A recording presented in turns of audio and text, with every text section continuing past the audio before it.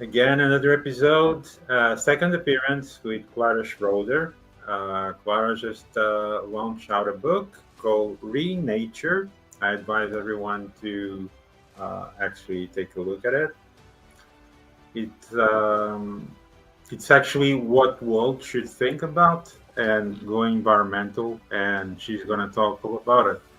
So, Clara, thank you again for coming up today. How are you? I'm well. I'm happy to be back here, Julio. Thank you. Thank you so much. Thank you so much. So, for the people who actually saw the previous episode, could you tell the public who is Clara Schroeder? I mean, how it all started and what made you come as we are in today? Yeah, so I did just publish Renature. So my first time author, best-selling author through Amazon, luckily, which is awesome. And my background is in ecotherapy, psychology, and kind of the environmentalism part that you mentioned. And really, I was responding to, some of the polycrises that we're seeing in the world when I published this, and really wanting to address both the ecological crisis and that's doing to our mental health, our well-being, and how Right. all of these subjects talk to each other. We've got the climate crisis and how to really find meaning, find hope, find resilience in a time that's new, chaotic, and that we're just all trying to do our best without really knowing what that looks like. And so I'm Yeah. offering one version of that through this book. So, I mean, and again, I mean, how did it all started? I mean, you had an encouragement from the beginning, to try to do something about it. Was Yeah. it other people that you got involved and convinced you to go in that path? How did it start? So it's a good question. I did my master's at Columbia University and I studied ecotherapy. I specialized in that. I wrote a thesis. And at Right. that time, this was already 5 years ago, I thought, this could be a book one day. So it was kind of like planted in the back of my head. Then I graduated, got a bunch more certifications, I am an entrepreneur. And then it's somewhere in those 5 years, about 2.5 years ago now, I had a car accident and my life was turned upside down in like that. And so I had a traumatic brain injury, which took me over a year to recover from. And so basically, I was like in my mid-20s. I thought that my life was never going to be the same again. And that taught me a whole bunch of things, including a lot more about trauma, but also a lot more about resilience. And so there was like a fire that was lit up in me. Basically, the doctors were telling me you're not going to recover, or your life will never be normal again. I was already a very active person and been a competitive equestrian on the international circuit for a long time. And that was all just like gone. And I refused to accept the status quo. Basically, I refused to accept that there was no solution, that I wouldn't heal. So there was something in me that was going to fight. And of course, all the mental health things that went along with not being able to be myself, right? And so I did recover. Very grateful for that. And coming out of that whole episode of my life, it's a year and a half, Yeah. 2 years, it's like when you're given a second chance at living, at being who you are meant to be in the world. I wanted to like 100x my impact, because I'd been an ecotherapist. I was teaching in a corporate setting in the San Francisco Bay Area. I was leading nature-based retreats for leadership circles. And it just wasn't enough anymore. It was like the vision just expanded, and I saw that I needed to reach a much bigger audience. I'm international myself with multiple cultural backgrounds there. Yeah. And I just was like, okay. And then people started, it was interesting. Like somebody told me about a publisher they'd used, and somebody else advised me to write a book for my business. But really it was the desire to have more impact, to reach more people. And a book was a great way to do that. So that's really why I wrote it, is coming out of, my own trauma and wanting to help people, really. And I deeply care about the environmental cause as well, always as a child. And so it just kind of like came together. I wrote it in about a year. Start to finish, it was 14 months with a publisher. So it was a really, really cool process. I learned a ton, a lot of new skills, a lot of hard things. But yeah, that's how it came about.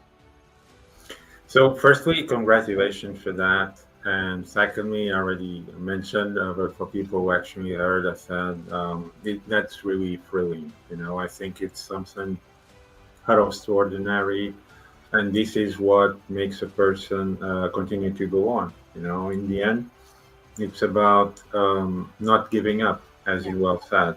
exactly. There's always a possibility.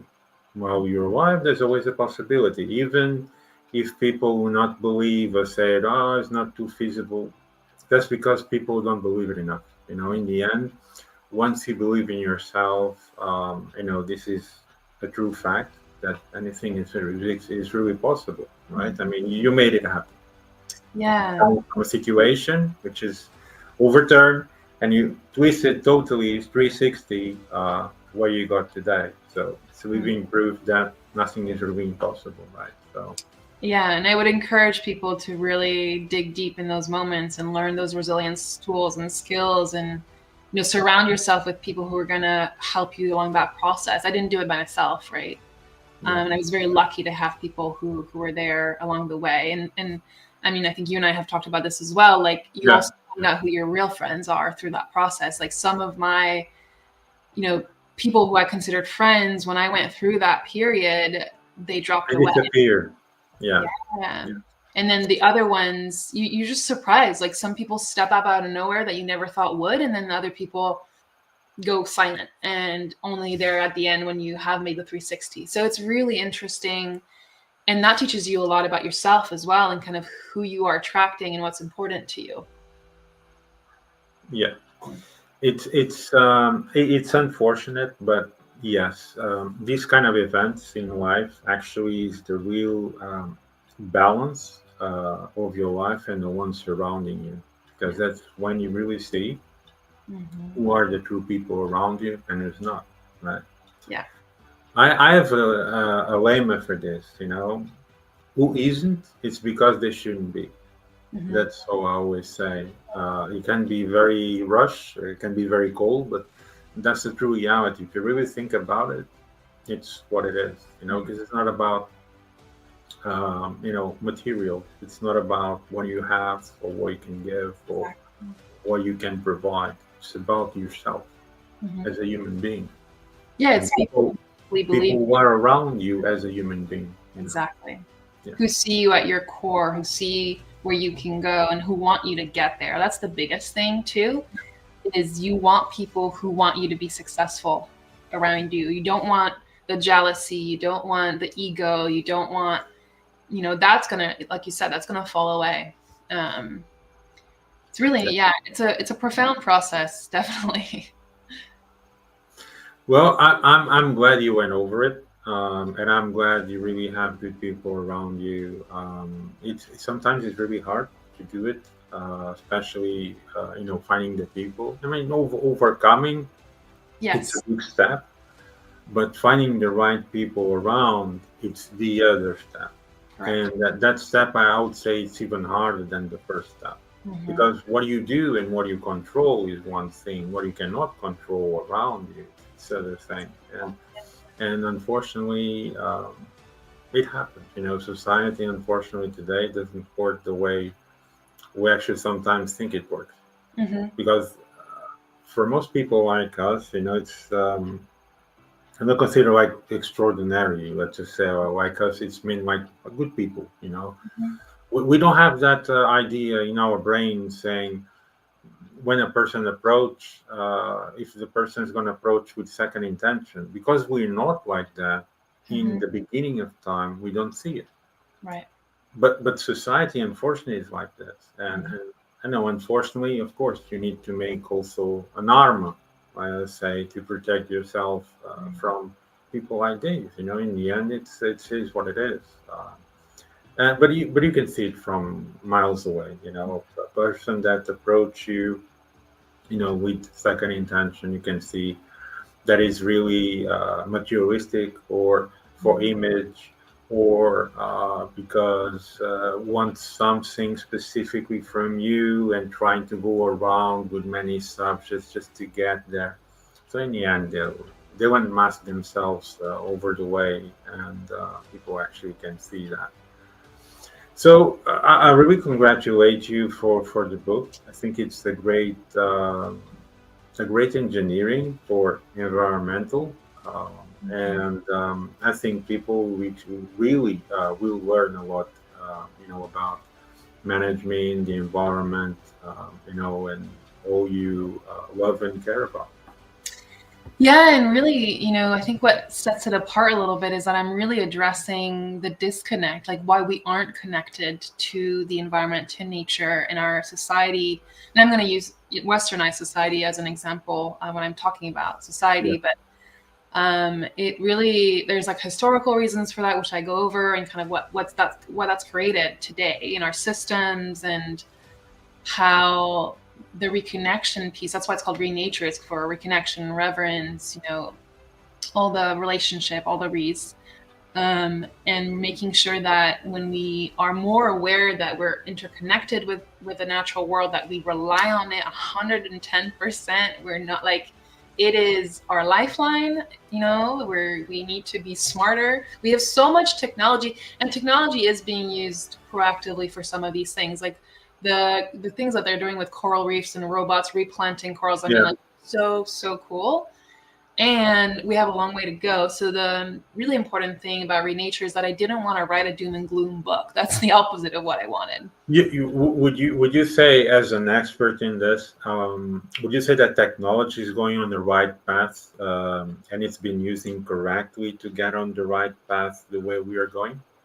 I think it is by some people and some organizations, not everywhere. I think we need to, some of the technology is so new that Okay. we're not thinking about the long-term impacts. I'm thinking specifically of AI, and I'm in sustainability, but I'm not an expert in sustainability. I'm an expert on the mental health well-being side of climate. Sure. And when I think about AI, I know it's great, right? It's done a lot, and it has significant impacts on the environment. And so I think we need to be smarter about mitigation, and just putting in systems that are going to help us replenish resources instead of drain them completely until that point of no return.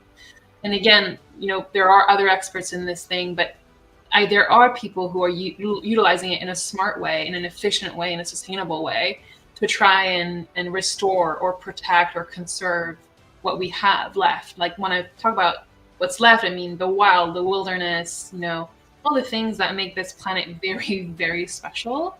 And Yeah. it Yeah. could be on a local level, it could be on a global level, like wherever the listeners are today, make sure that you are aware of the environmental causes that are happening in your community. And if, some of that relating with nature in a different way is taking action. And part of that is community. There's a reason I teach, like I host climate cafes in San Francisco, and that's just a way for people to come together and talk about their feelings around what's happening in the climate space, in the environmental field. And Right. people walk out of it feeling empowered, uplifted, connected to each other. And so going back to your technology question, I think that it's good and it can do a lot of harm. And I think there's other ways that we can use it that are just more smarter for the planet. Right. Would you say that current society is actually disconnected from nature, and they need to reconnect more to learn more about it and to somehow co-live with it? Because many people are actually just living in big cities, and they are totally disconnected from this environment, and it's needed. Yes, for the short answer is yes. That's the whole basis of the book. And, there's pros and cons for living in a big city. And you don't have to do it. You don't have to reconnect in a huge way. Like sometimes some of those tools and practices are so small. It starts with paying attention to the weather and how it affects you and your body. It starts with, having a plant in your space. Like the science on office plants and Right. the impact on productivity, creativity, cohesion within the team is huge. It's like 6 to 15% higher if you have a fake or a real plant in your office. Same thing for your house, right? And taking those walks, we know for people working in an office, going outside for a walk at lunch is going to be better. Like Harvard Business Review published that someone who goes for some sort of outdoor recreation after work will be more productive the next day. Like, I am not making this up. It And is true. so, It is. Yeah. yeah, and so I think what I'm kind of bringing to the table is we need to live in a way that we are acknowledge that we're interconnected. We're reliant on the natural world, and there's got to be more balance. And there's so many ways to do that, and so many cool people talking about it. I think for me, it starts with kind of the more emotional attachment of like, if you are feeling more well because you're spending time outdoors or you're connecting with nature in some way, then you're going to want to protect that, or you're going to inspire other people to do the same. If Yeah. you greatly benefit from those office, midday walks, maybe you bring a colleague the next day, and then that spreads and everybody's kind of like more excited about it.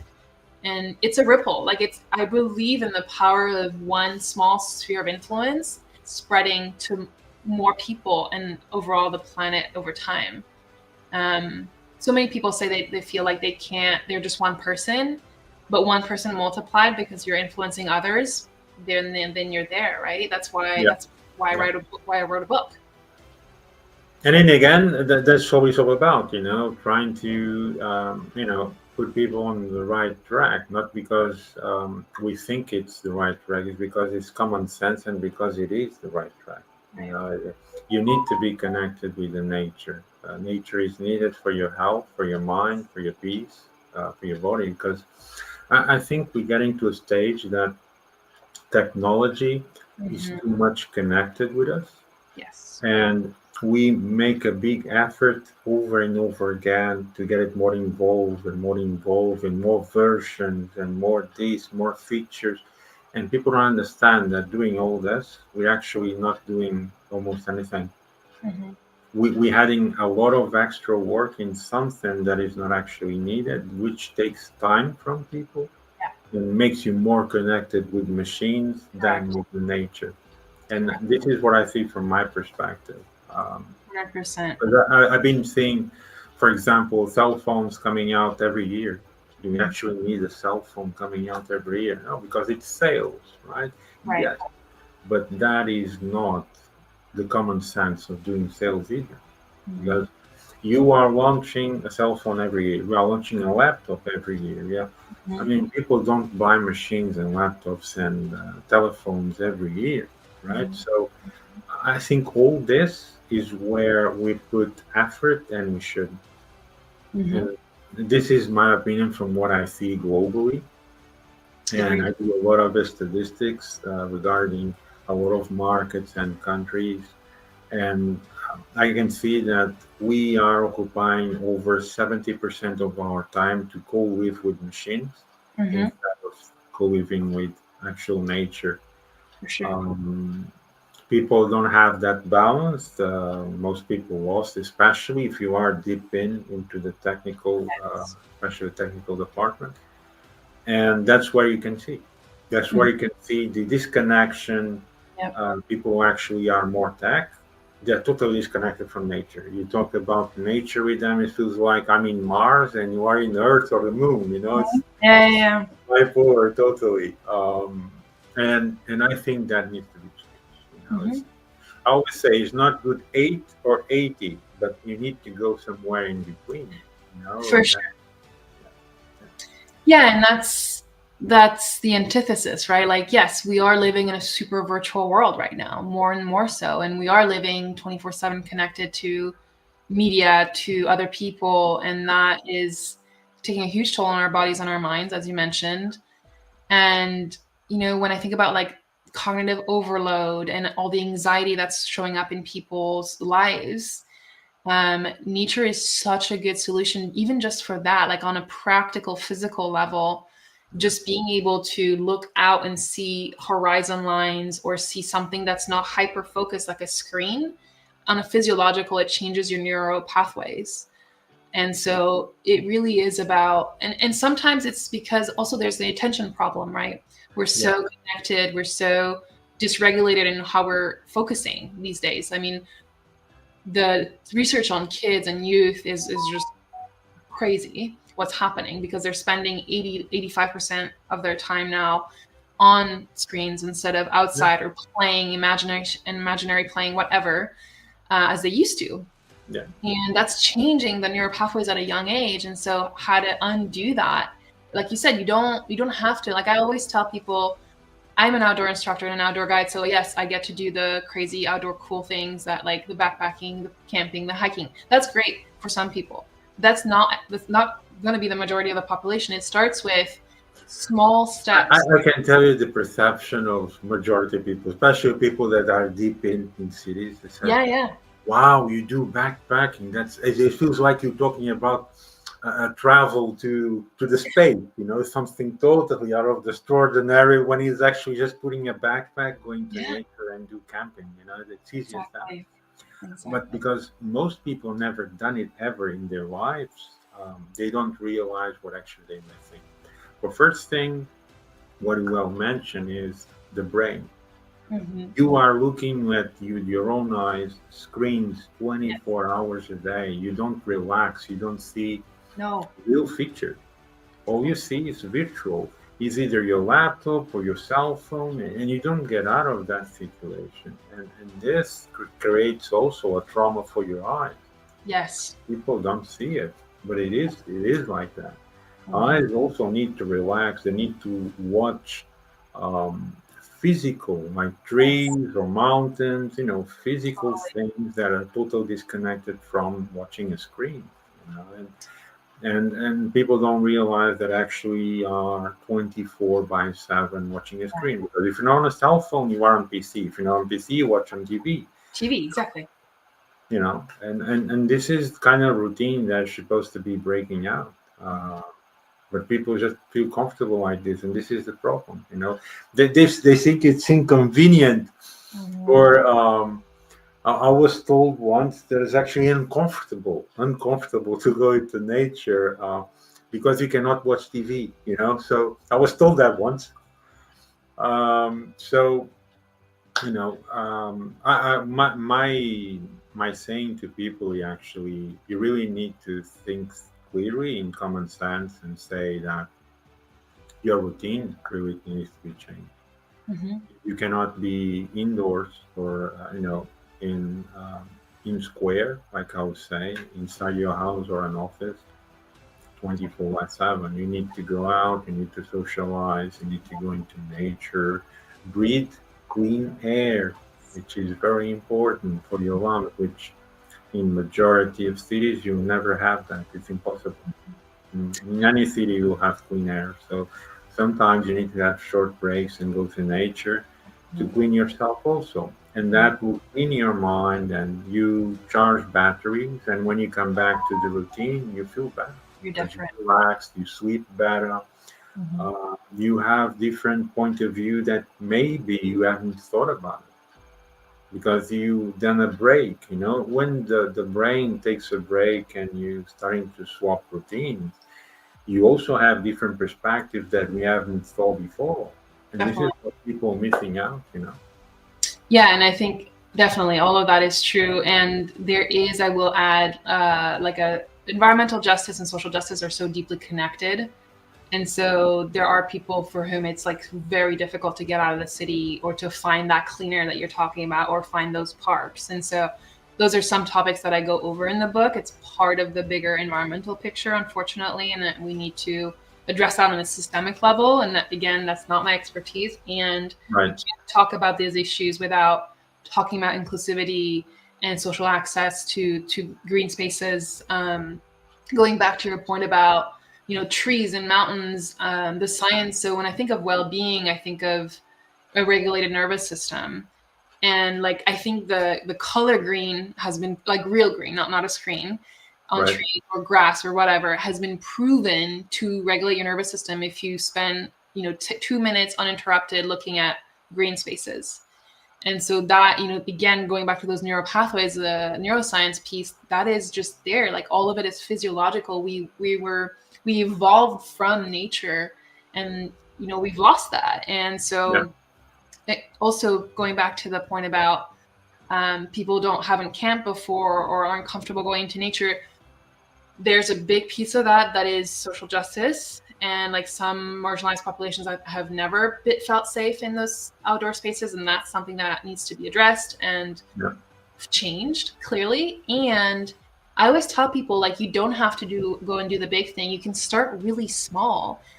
So when I work in ecotherapy, which is basically self-development work outside or virtually with an outdoor component, I'll always meet people where they're at. So I start with, like, if someone has a lot of outdoor experience and is comfortable, we'll go, on the trail, in the woods, whatever.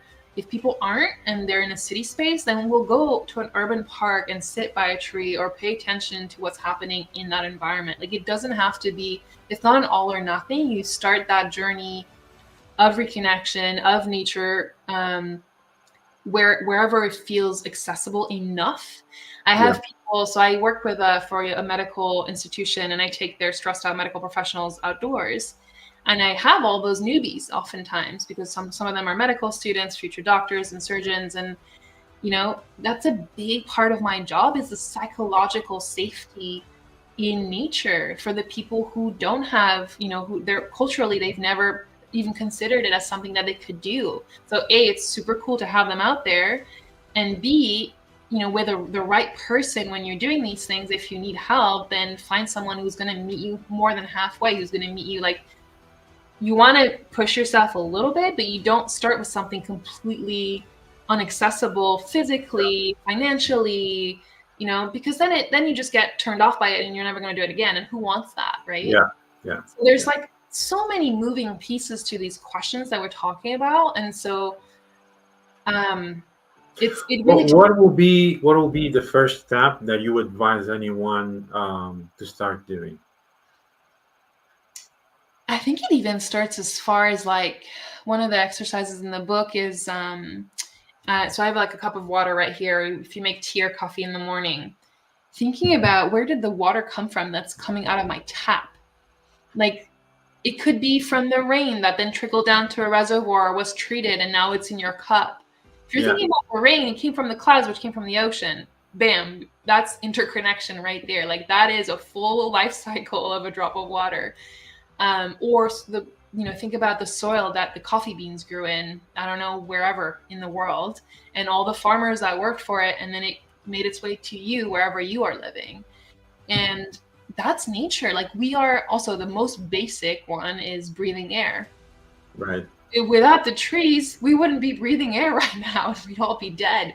Exactly. So, like, those are the really simple ones. And then you get more into, maybe you have a house plant, or you like bouquets of flowers, or you go for a walk and pay attention to, I don't know, like when I was living in New York, I would notice the small things, like the plants coming through the cracks on the concrete, or I don't know, the wind on my face. Like, some of it's just more mindfulness tools as well. Is like that, having that awareness of, like, oh, it's raining today and my body doesn't feel very good, or I'm feeling happy because it's sunny. We were just talking earlier about the weather, because it's, Northern Hemisphere's fall/winter. We're in a slower season. It's, the end of the year almost. So that's just cycles. Nature is cyclical. We are living in a very uncyclical fashion. Also, talking about technology, the fast pace, it's not like our bodies are not designed that way. All of those things are just starting pieces of information to start to take in and play with in your life. Baby steps, right? They're going stages. Exactly. So, would you say that people, of course, are missing out a lot from nature? And what would be the best advice for them to try out? If, for example, for people that never went into nature, they are physically only in big cities and they have this routine only in big cities, what would be the greatest advice to them? I think it's starting with your local parks or your local, I don't know, water feature. There are waterfronts if you're somewhere coastal, or a lake, or like a city park if there are that. And if that's not accessible, like, I've done some conversations with people in India where, like, it's very dense, very built up, and it's really hard to get out of that, then you bring nature into your home space. But also paying attention to when you step outside, can you spot any component of nature? And it could be as simple as the air that you breathe. And so it's really about going local first before, I mean, if you have the resources and you want to go further and you exploring basically the nature somewhere else that's not right near you, then do that. But first start locally because it's accessible. It'll make the habit easier, so I realize not every city has parks, but every city is going to have some component of, hopefully, at least in the US, I can think of, in Europe, parts that are more natural feeling. Yeah. Even if it's like, there's some cool buildings right now that are coming up where they have the vegetable roofs or plant roofs or whatever. Like just walking around and seeing that is gonna change something in you if you notice it. But if you're glued to your phone, and I'm not perfect at all. Like I will walk through and have my phone because I'm late on texts or emails or whatever. But if sometimes I catch myself, and then you bring in, then there's awe. If I notice a cool bird, like that's the other thing is the sounds of nature. Are there any sounds of nature around you at all? Yeah. And if not, then maybe you watch, I don't know, use the technology, play some sort of surf cam, like watch the ocean somewhere in the world. Like, well, that's all accessible. Or a documentary, like get involved and make it like you're not so separate from it in a way. Or you can donate to organizations and actually like really look at what you're donating. If you're in that position, right? What are you donating to if you're contributing in the world? Why does it matter? Where's the money going? Who are you helping? Which species are being saved thanks to your donation? Like, it's not just about doing the action. I think sometimes we get caught up in like, oh, I did a good thing. That's not going to help you personally. Like, it's not going to change your neural pathways if you don't understand where you're contributing. So yeah. There's kind of, it depends on the level that you're talking to of the person and what they're wanting to get involved in, but there's so many ways to get involved. Sure. I mean, from myself, I feel relaxed when I hear the birds. Yeah. Just, birds singing. I find it very relaxing. But if you can have space to have an aquarium, you can watch the fishes. It's there's always ways. I would say it's a matter if you have the will to try to have a more balanced life, you can do it. But it's not like coming from work, getting to a sofa, watch TV, and let's watch football. You can do that in any other day. I mean, you shouldn't do that every day. You should have at least 3 or 4 times a week at least connected with nature, or walking to a park, or jogging, or barbecue if you can. Some parks that you can do barbecue. So it's all a matter to find the place that you feel comfortable, to have that kind of synergy and balance with yourself. And with time, you'll see that will make a better version of yourself. That's all. And if you're sharing it with someone, as you mentioned, a barbecue or a jog, it's good to go by yourself. It's good to bring a friend along because it enhances the experience. Yeah. So it's a little bit of a different experience, whatever you're doing solo or with someone else. But either way, it's going to boost your well-being. It's going to make you a healthier person. I love those examples for sure. Wonderful. So what can you tell us more about people's routines that should change? I think people get a little resistant when they hear that they need to change. So I'll acknowledge that first. I think that part about synergy and balance is really important that you just mentioned. And we're so conditioned to run from one meeting to another. And I have worked in the corporate space in tech and biotech, and that's a big part of you don't build well-being or resilience if you don't have the awareness to pause, to check in with yourself. Yeah. To not be like a machine. Yeah. Like you said, we're working so much with machines these days, and they make our lives so much easier in some ways. And we're still very human with human needs, and we forget that. We think we override. So a big part of this work is building more awareness of yourself, of kind of what works for you, what doesn't work for you, what feels good, what doesn't feel good. When I work with corporate clients, one of the big things that I'll start with is do you have 5 minutes at least between meetings? or are Yeah. you jumping from one Zoom call to the other, like on the hour, or and so It's that's even advisable because you're gonna have totally different subject, and your brain doesn't have time to disconnect from one subject to the other if you don't have a break. It's even exactly yeah. so many reasons for that. So really making sure that you're also showing up as the better version of yourself wherever you go, which you want if you're an ambitious, successful person. Like when we talk about leadership, having more awareness, having more of that emotional intelligence is really going to help you, but you need to put it into practice. Yeah. I forget what the rest of your question was, but that's kind of the starting point. So the question, it was exactly what you answered. It's about what people should actually missing out and what should change in their Okay, routine. that's Yeah, right. from Yeah, so putting in micro breaks, implementing ways that you can sustain yourself better. And we talk a lot about sustainability in the climate space and the ecological world, but it starts with self-sustainability at the end of the day. If you're not, taking care of yourself, it's really going to be really freaking hard to take care of other people, or let alone the planet. And so, yeah, like you said, it's really easy to come home after a long workday and want to zone out. That looks like binge watching for some people, scrolling on social media. I'm not going to be here to tell you if that's right or wrong. I think that your body was going to tell you if that's right or wrong, how yeah. you feel. Like, try stepping What I outside. always say is try to do it your way and try to do the other way, which Yes. is instead of going home, go to a park. Yep. Go to a park, have a walk, or take some trainers and you go for jogging. Exactly. And you do that for 45, 50 minutes. And then you go home. And then the next morning, Yeah. take a look at yourself and you'll see what better version was and what you've done. Mm-hmm. And I'm pretty sure over 100% that when you do jogging or do this connection, your brain will feel much more relaxed than the day after. Yeah. In your body. Yeah, absolutely.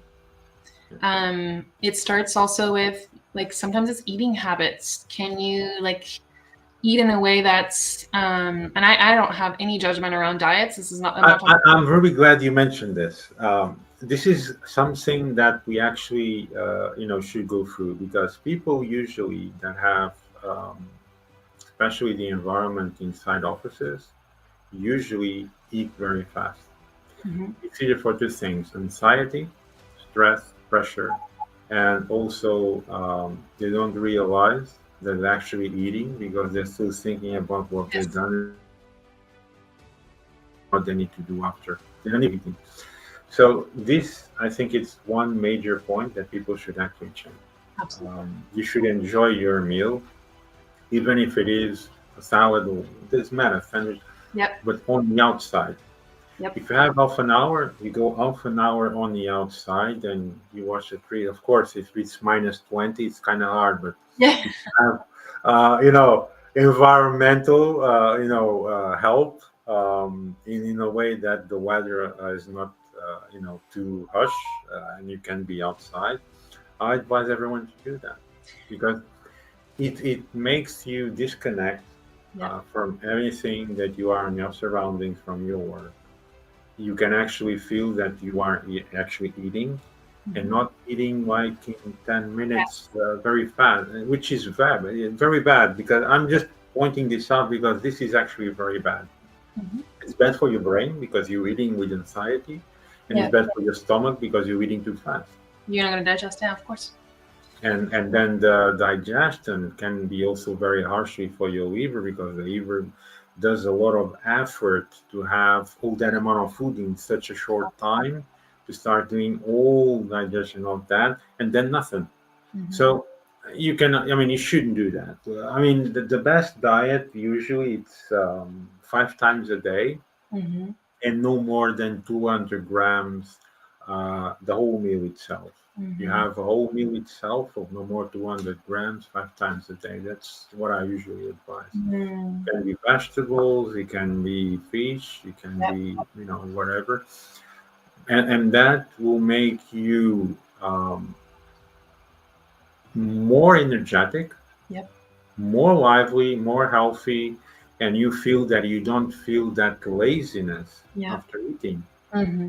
because you're not making so much effort when you do this type of digestion. People don't realize this. I mean, I was used to this because, like I said, in financial sector, we used to do that a lot. Sure. In lunch, you go for lunch and you have like very big lunch, like really big. And then who feels like going to work after that? Hmm. Why? Reason why is the amount of food that you inject in such a short time. You make so much effort in your liver to make digestion that all the rest of your body goes in, below 50% Yeah. because Yes. all is focused on your digestion. That's why most people feel that laziness and feel very, very tired Yeah. just After after lunch. lunch. This is not good. This is just I wanted to focus on and point this out. Absolutely. No, I'm really glad that we're talking about this.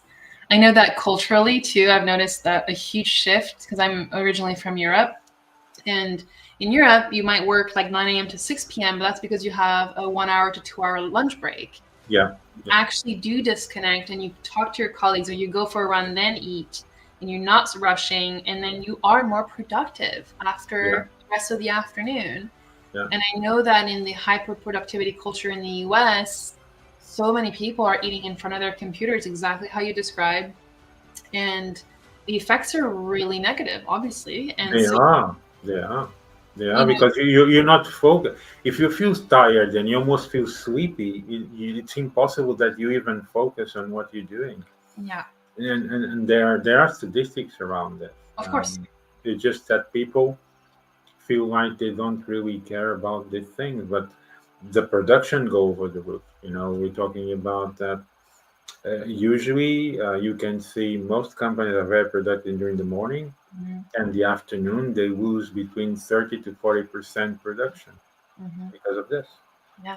Because people who can be only starting to be productive if they have another cup of coffee, which is Yes. also bad because usually we're talking about maybe the third or fourth Yeah. coffee that a person takes in a day, which is bad. Yep. And it's the last hour or the last hour and a half before leaving work that become again more productive. So, is it really worth it? Of course not. Of course Hmm. not. And people really should think about that. Well, for two things. Having more coffee will create you more adrenaline, and especially for people like me, that's very bad because we are already super active. I'm hyperactive, by the way, and Hmm. Hmm. if I have just alpha coffee, it Hmm. feels like I have taken 1,000 milligrams of caffeine. Wow. So, Yeah. yeah. So of course, there's a lot more people out there like me, and we all know it's not good. Hmm.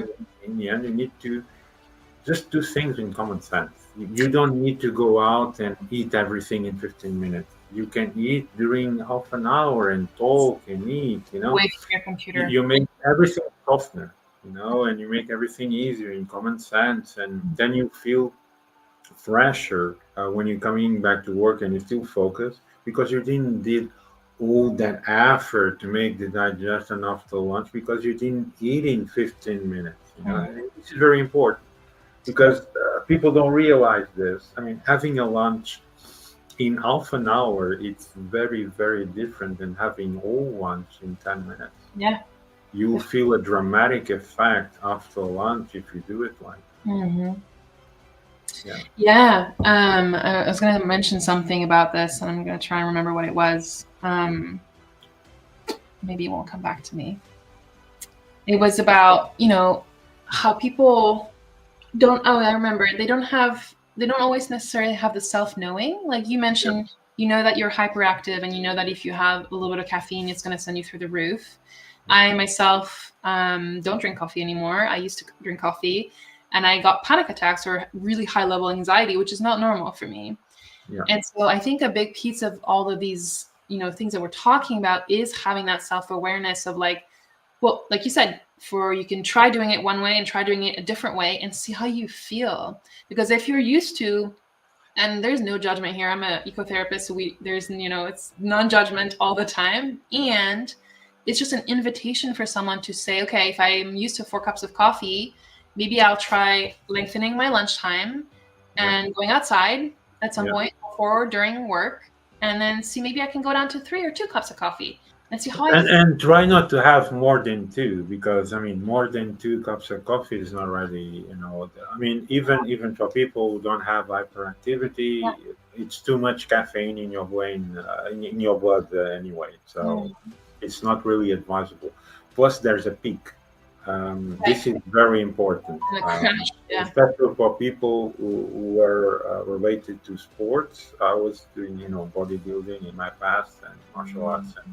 That's really bad, because the peak is you become super hyperactive while the caffeine is working, but then there's the line coming down when the caffeine is starting to drain in your bloodstream. And Mhm. this is bad for two things.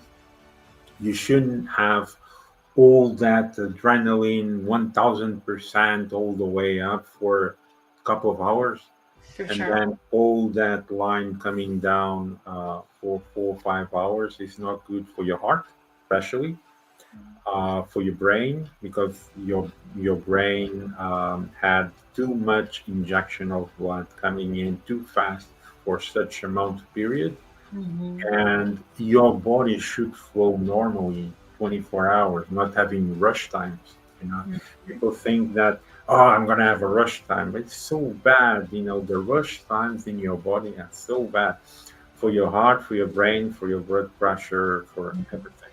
Mhm. Everything should be controlled.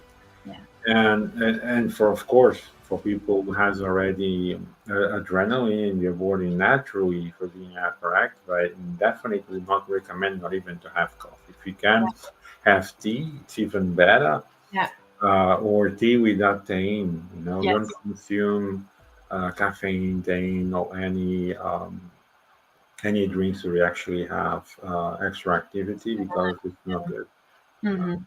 it will give you that rush, and Mhm. that rush over and over again, it can become a problem or even a future disease when you get older. Mhm. Yeah, there's a lot of pieces to this, and it starts with even just that, like your consumption habits Yeah. on a diet side. Yeah. Mm. Unfortunately, I cannot pass the day without a coffee, but I have one coffee for the Mm. whole day, and Mm. that's because That works for you. my routine, it's very weird sometimes, because some days I'm unable to sleep a lot because there's difference of times between people we work with, Sure. and sometimes I even get calls during the night, Wow. or I'm always available. So that's the whole Mm. point. So it's hard. So when it comes really morning, I really need that cup of coffee to concentrate a little bit. If I Mhm. have not have a lot of sleep during the night before, so I really need that. Mhm. I should change it, yes, but then how will I change all my routine? I cannot, because I cannot make people who are working that they are 8 hours ahead or 7 hours behind. I cannot change that. So Mhm. it's not Mhm. something really. Nothing is impossible, and you do everything. Yeah, but I mean, there's the effort. There's the Mhm. effort. I cannot change everything. Yeah, That you is, have a system in place to support yourself through that. yeah, yeah, Mhm. It is about the systems that we have that are working for us and versus against us. yeah, You know that exactly. if you upped it to 2 cups, you'd probably not feel good and have all the things that we just talked about, the side effects. Yeah. So I really do encourage people to experiment with the systems that you have in place and try new things, like we've been talking about along this whole conversation. And also when it comes really getting closer, especially in the northern area, Europe, which is very common, and the eastern countries of Europe, when Hmm. you get closer to the weekend, people go out for drinks after work. But it's an abuse. It's not like one drink. Sometimes they drink a whole bottle, and they come next day to work, and they have a lot of coffee, sometimes five, six, seven. And when you are 20, you might not feel it. It's still very bad, but you might not feel it. But what you do today, when you get to 40 or 50, then you start to feel what you've done to yourself in the future. Yeah. Just don't forget what I'm saying, because I really know what I'm you know what I'm saying. Because I've done some things when I was 20, and now I'm 50, and you feel it. You Mhm. most part of my life I still try to do as if I was 20, but it's not possible. Mhm. The body does not recover that fast. Mhm. Your mind does not recover that fast. Mhm. And there's a lot of things regarding yourself that you start to lose some things. You don't have the same agility. Despite I'm very agile, but I mean I don't have the same agility I was when I was, for example, competing in martial arts when I was in my 20s. That's totally different dimension. Mhm. And this is what people should focus about. Mhm. I'm saying this because there's a lot of people with almost same background as me. There was a lot involved in sports, and when age coming in, they want to deny that. You can't Yeah. deny that. You just need to live along with yourself, Yeah. to know that you are getting older, and what you do, you continue to do, but you cannot presume that Yes. you're still going to do everything as you were 20-year old. It's not possible. Yeah. That's something that I'm glad you brought that up because that's something that I've worked on with clients before and ongoing of that realization that they have an image is also like how you see yourself. They have an image of themselves from 20, 30 years ago and their current, of course, our bodies age, like we all age. And so it's really hard for some people to integrate those two, like the how they perceive themselves and they want to stay a certain way versus how life, is evolving in their physiologically in their bodies. And so reconciling both. I came to the point of this conversation because I met people in my life during years that they refuse themselves to think that they are getting older. And Mm, this is so wrong. I mean, you cannot refuse that. It's part of your life. You just need to enjoy it and make common sense with it and have the best routine you can do. mhm, But mhm. you will get older. That it's not. I mean, it's not something like, oh, let's change that. I want to change that. Let's not get older. You cannot do that. So yeah, I met a lot of people. Before that they think they're putting more creams and Or- surgeries and things that will not get old ever. They life stop there and said Mhm, you are hurting yourself. That's mhm, sorry to say, you are hurting yourself because you are putting a fantasy inside your brain mhm, that does not exist. You will get old every day. mhm. You can do it in a common sense way. You will earn more experience with time, which is good, you know, and that will come with age. Mhm. You will not have the experience as 50 when you are 20. Of You will course. not do that. Either you have a very, very, very good mentor or coach, Mhm, or it's not possible. mhm, So this is common sense. mhm, So you need to accept that eventually you get older. mhm. All you need to do is focus, having a healthy or most healthier way of having a routine, Mhm. and help the ones around you to do the Yes, same routine as you. That's exactly. how you preserve, and that's how you fulfill yourself and other people around you. Yeah, I think that's so beautifully said. And I know that for myself, as someone who's gone through significant health uh, struggles, that's been my priority ever since coming out of that. Is the health, is prioritizing routines that work for me. Like you mentioned, I think you were talking about like alcohol and alcohol consumption and caffeine, like all of those things. We know what it does to our bodies, and so it's Yeah. about finding a balance for yourself, whatever wherever you're at in that process of like. But that the funny, well, it's not funny at all. Mm, I presume this is not funny at all. I'm just saying as a matter of metaphor of speech, sure. that we actually pay to harm ourselves. It's amazing, right? So if you see in that perspective, Sure. when you go drinking or smoking or do all these things, you actually expend money to Yeah. hurt you. And this is the reality. But That's cognitive you reframing. say it in a very harsh way. How you want me to say it? I mean, Yeah.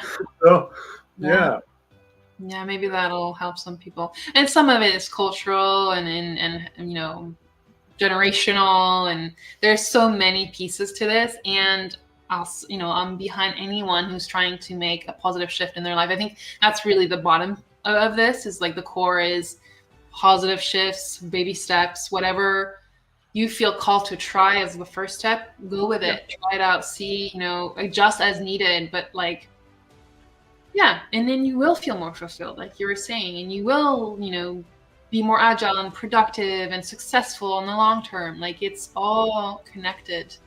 And secure of yourself, because once you have all this in you, you'll see that you also feel much more secure in yourself Yeah, and more certain on what all you do and everything you do, and that will help your daily life. In the end, it's all connected. It's for what sure. people sometimes missing out. Exactly. Like I know exactly who I am on from some of those things that I have implemented into my life. And then there's a certain like there's a resiliency there. Like I'm not going to budge. I'm not interested Yeah, in people pleasing because that's the cool thing to do. But I've also lived through things that most people haven't lived through, thank goodness, right? And so it's about like how do you balance all of that to find yourself and your way through it without getting yeah, caught by the excitement or the attraction of it. Or it's all like you were saying, we're being sold these things literally. yeah, yeah. Yeah. So, Clara, it's been amazing. You already talked about 1 hour. Amazing. When you enjoy the conversation, time really passes very fast. It So, does. to everyone, don't forget, it's already out somewhere here. Yeah, Yes. you Yeah. see? Yeah. So, it's already out. Renature, How Nature Helps Us Feel Better and to Do Better, by Clara Schroeder. So I do advise everyone to check it out. The link is on the podcast presentation. So you can go check it out yourself and get it. I really recommend that. So, Clara, once again, congratulations on your achievement. You already won 2 awards of this Mhm. book, is that correct? Yeah, it was #1 bestseller on Amazon for environmental stewardship and #2 for environmental psychology. Right, right. Hmm. Amazing, amazing.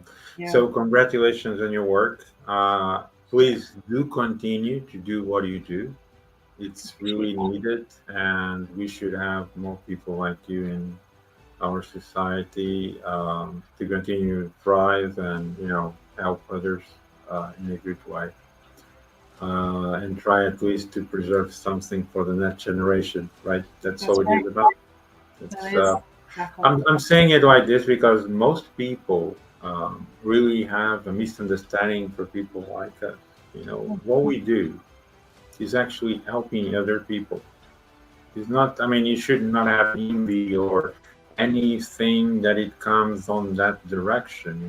It's really the main focus. It's really to help people and try to preserve what we have for future generations. That's all it is. That's Exactly. all it is about. Absolutely. It's to create a better tomorrow. Yeah, and a livable world. So I think we have a comment. Oh, yeah. Amani said, great conversation. Yeah. Yeah, thank you, So thank Amani. you for your comment, Yamani. I think it's a friend of yours, right? Yeah, a colleague. Yeah, she's great. Wonderful, wonderful. So, Clara, so the book is already out. I do advise everyone to check it out and get for yourself. It will help you for sure. And before we leave, as you know, I always ask a power message. So, what would be your power message today? Yeah, I remember this from last time. I think considering everything we've talked about today, Julio, I would say try something different, try something new, and see how it works for you. And with that, I wouldn't say it better myself. And with that, that was all for today. So, Clara, thank you so much for sharing all this knowledge with us. I think many people will feel very appreciated for this. I thank you myself for your work and your book. Thank you. And please, let's keep in touch and continue to do what you're doing. Thank you so much. Thanks so much for having me back, Julio. It was great. Okay.